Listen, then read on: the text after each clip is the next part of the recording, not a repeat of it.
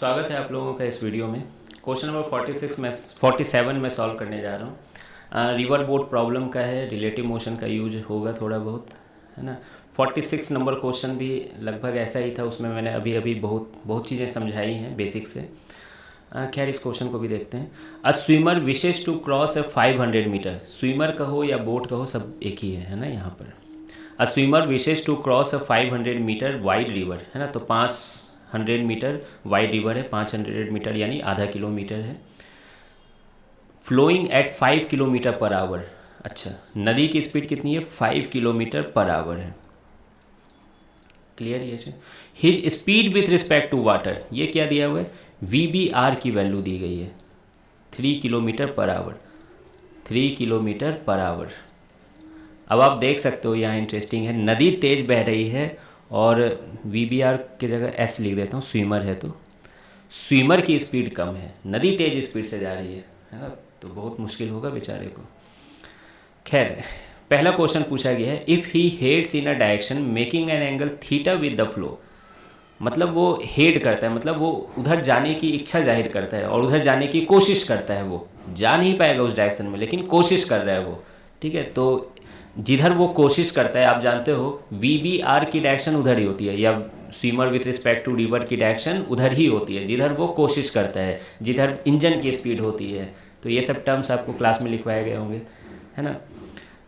खैर उस पर मैं कभी एक वीडियो बनाऊंगा, लेकिन अभी देखिए, if he heads in a direction making an angle theta with the flow, flow इधर हो रही है, राइट साइड में हो रही है, आई कैप में हो रही है, तो उससे थीटा एंगल में वो जाने की कोशिश करता है, तो ये VSR है।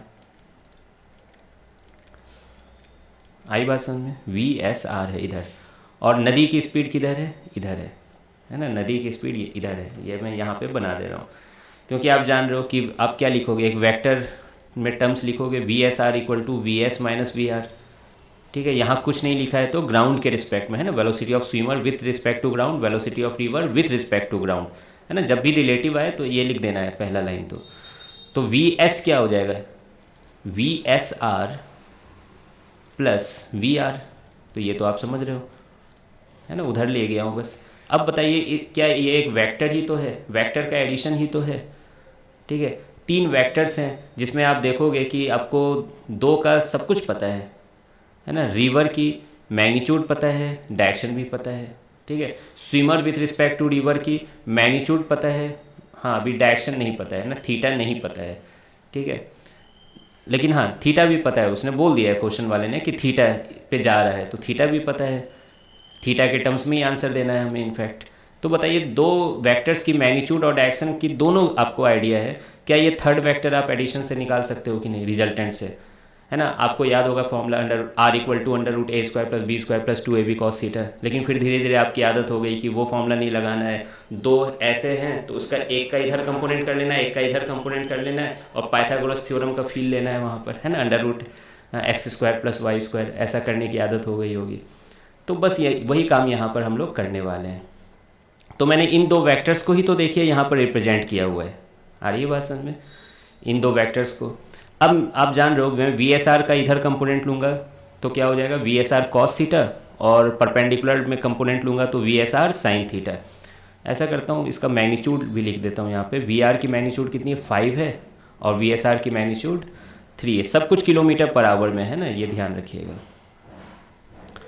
तो बताइए इधर कंपोनेंट कितना हो जाएगा, 3 cos थीटा, और 5 तो है ही, तो 5 प्लस 3 cos थीटा, और इधर कंपोनेंट क्या हो जाएगी, 3 sin थीटा।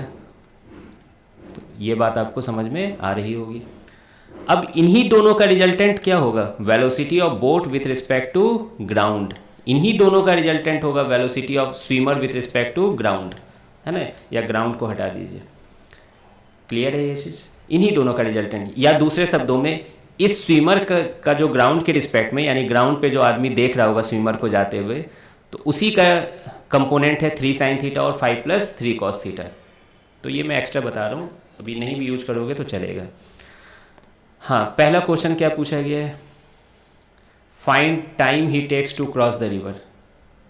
अब बताइए स्विमर के का जो स्पीड है उसी का तो 2 कंपोनेंट है, एक x डायरेक्शन में और एक y डायरेक्शन में। कौन सा कंपोनेंट उसे उस पार पहुंचा रहा है नदी के? क्या 3 sin थीटा वाला ही कंपोनेंट तो उस पार पहुंचा रहा है? आ रही बात समझ में? या दूसरे शब्दों में ऐसे सोच सकते हो, time equal to displacement by velocity होती थी। डिस्प्लेसमेंट अगर y का लोगे तो वेलोसिटी ऑब्वियसली y का लेना होगा, है ना? तो ऐसे भी सोच सकते हो। तो टाइम क्या हो जाएगा? d by 3 sin theta. 3 sin theta, D की वैल्यू कितनी है? आधा किलोमीटर। तो आधा मतलब 1/2 × 3 हो जाएगा।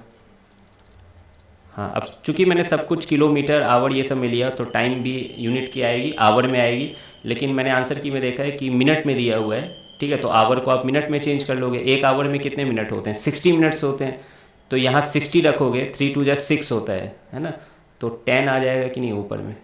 10/sin theta. ऐसा करता हूँ, इसको नीचे लिख देता हूँ।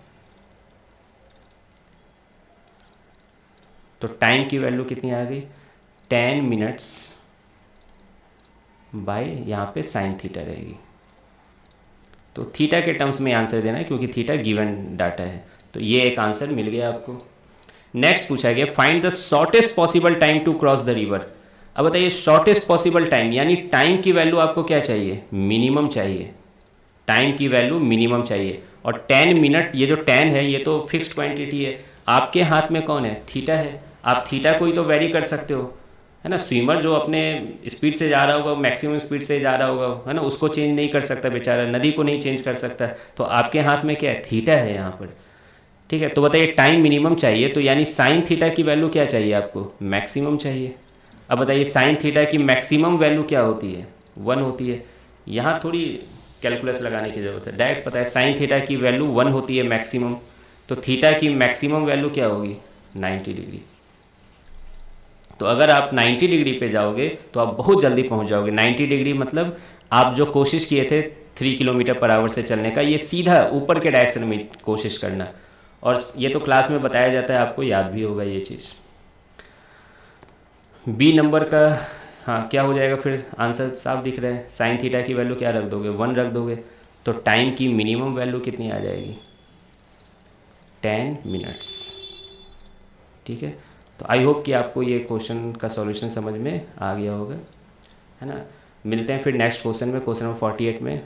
वो थोड़ा ठीक क्वेश्चन है, फिर उसके बाद 49 सबसे अच्छा क्वेश्चन है ना? लेकिन सबकी भूमिका यहीं से बनती जा रही है, बेसिक यहीं पर क्लियर होता जा रहा है।